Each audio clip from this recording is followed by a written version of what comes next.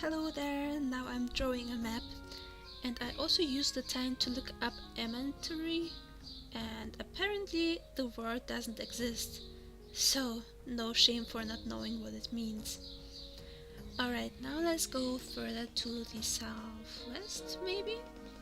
Southwest?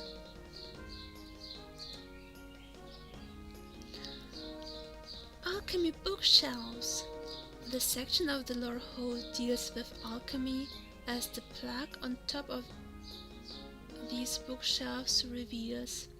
A few flasks adorn the shelves as well, and some further interesting items can be found here, like a mask and a unicorn skull. There is a long spiraling staircase going upwards in one corner. It seems to terminate in a trapdoor high above you. Upwards. And the trapdoor. Okay. What is inside of those flasks? Wait. I will write down that there are gargoyles in the main hall. Okay, wrote it. Examine the flasks.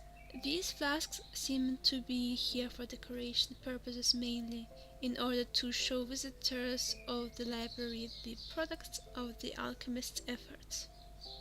Alright.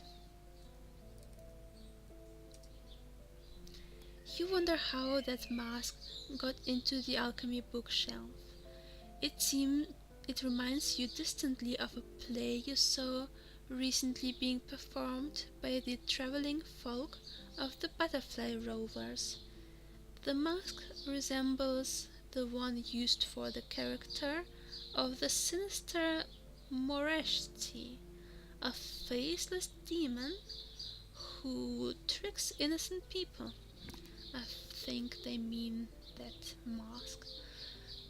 Moreshti reminds me of the nemesis of Sherlock Holmes. What was his name again? Moriarty or something? Let's look at the unicorn skull. Looks like a unicorn skull, or like a pretty decent fake.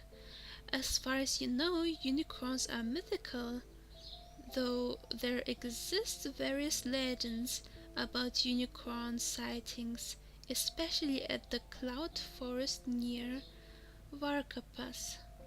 I don't think we've ever been to Varkapas. You remember one such tale, which tells about the healing abilities of the horn of the special horse. If the horn is removed, the unicorn dies and the person is healed.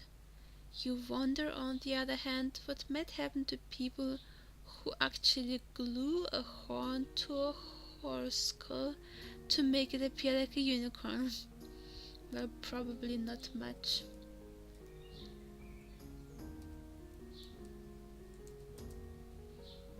This book is titled An Introduction into the Alchemical Art, and the subtitle reads, Of Measuring Matters Towards the Greater Good.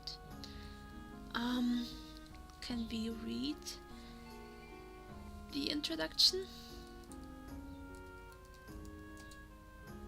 Oh, we can. Good to know. I wasn't sure because in another Santhworld game you have to have the book in your inventory in order to read it. You open up the book called Introduction into the Alchemical Art and start to read. Alchemy is the term used to describe the ancient art of manipulating the composition, structure, properties, and reaction of matter, which was to become a dark and complex blend of philosophy, scientific experimentations, worldview, and faith. The very word alchemy comes from the collation, appropriately, of two ancient gnomish words, alem to mesh, chemist to material.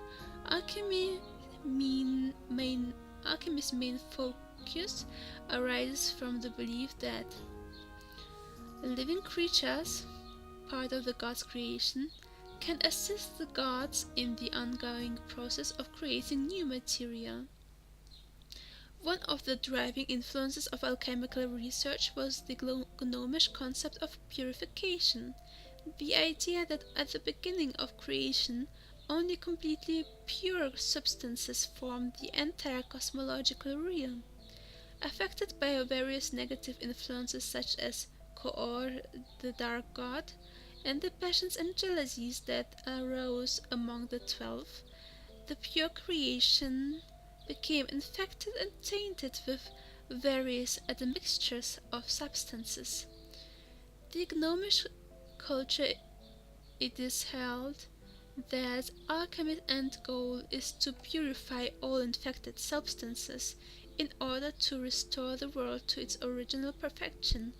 This natural state may be achieved through performing countless euxperi tests and following formae received formally.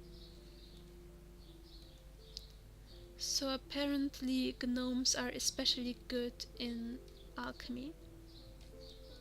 You put the book on alchemy back where you found it. And there's a codex. This book is one of the most voluminous tomes in this shelf and bears the mighty words, "The Alchemical Codex" on its cover. Upon further investigation, you discover that the book actually doesn't contain a codex itself, but summarizes only various attempts to establish a comprehensive codex on the subject of alchemy.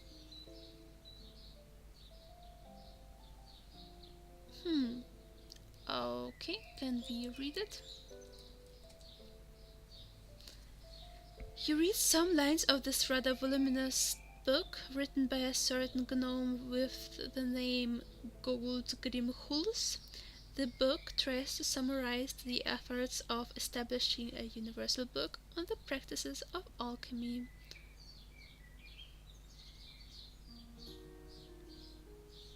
Tries to summarize the efforts of establishing. So it is a book about books which wanted to summarize alchemy. Is that it? Gnomes in their researches developed a type of ever-changing compendium or codex, which is intended to contain the main alchemy concepts and their applications. This codex covers the associations of things, symbols, concepts, and abstracts with the following natural, pure elements.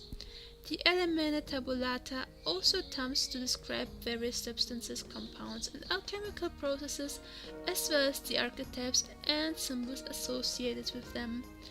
Part of an alchemist's duty is to constantly be sorting objects and concepts around him or her and adding to the Elemena Tabulata, which should be seen as a living organism, vital and growing, rather than a static list, as well as a cross-checking all additions with other alchemists. It is a work always in progress, every gnomish alchemist alive constantly struggling to find new connections and definitions to add to the codex, some working together, some jealously hoarding their secrets, but all in the hopes that, when the great Elemena Tabulata is finally complete, a new age of beauty and power will transform the universe. That sounds a bit dangerous. Human alchemists have struggled with this concept. Does this book exist or not? Or is it rather the ultimate book of wisdom all gnomes strive to create? Maybe this book is constantly rewritten, bearing always the same title, but from different gnomes, stressing different aspects. The book where all explanations are contained, a tempting dream for a scholar. Even though this book bears the title The Alchemical Codex, it seems to be more a book about that codex. You put the book back on the shelf, and we will look at the shelf again. It contains a bunch of books. If you're looking for a specific one, Try to search for that book title.